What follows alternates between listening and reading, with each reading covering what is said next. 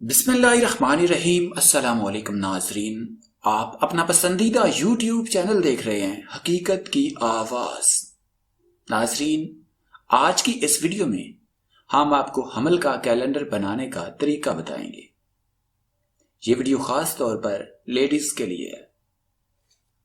حمل کا کیلنڈر بنانے کے لیے آپ کو تاریخ کے علاوہ دن بھی نوٹ کرنا ہوگا تاکہ آپ آسانی سے مہینے گن سکیں۔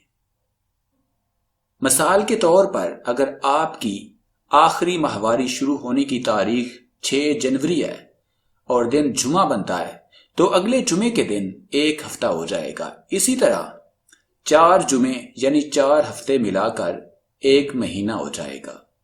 مزید یہ کہ آپ کو یہ نہیں دیکھنا کہ آپ کی ماہواری کی تاریخ 6 جنوری ہے تو اگلے مہینے کی 6 جنوری کو ایک مہینہ ہوگا، کیونکہ سال کے ہر مہینے کے دن مختلف ہوتے ہیں۔ ایک مہینہ 30 دنوں کا ہے تو دوسرا 31 دنوں کا ہے۔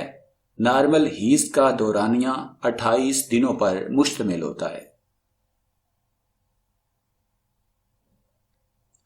اس طریقے سے آپ بالکل درست تاریخ پیدائش تو معلوم نہیں کر سکتی، کیونکہ ہر بچے کی پیدائش کی تاریخ اللہ تعالیٰ کی طرف سے متعین کردہ ہوتی ہے، لیکن آپ اپنے بچے کی پیدائش کا اندازہ لگا سکتی ہے، جسے ایکسیپٹ ڈیٹ آف ڈیلیوری کہا جاتا ہے۔ بچہ اس طریقے سے حاصل شدہ تاریخ سے ایک ہفتہ پہلے یا بعد بھی پیدا ہو سکتا ہے۔ حمل کا عرصہ آپ کی آخری ماہواری شروع ہونے کے بعد 40 ہفتوں پر مشتمل ہوتا ہے۔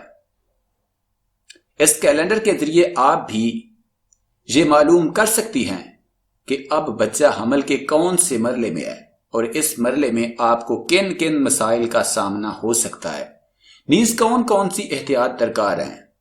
مثال کے طور پر حمل گرنے کے خطرات عموماً حمل کے پہلے 3 ماہ میں بہت زیادہ ہوتے ہیں، اس لیے ان مہینوں میں احتیاط کی بہت ضرورت ہوتی ہے۔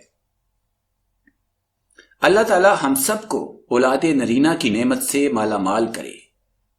اس ویڈیو کو لائک کریں اور کمنٹ باکس میں آمین لکھ کر حوصلہ افزائی ضرور کریں۔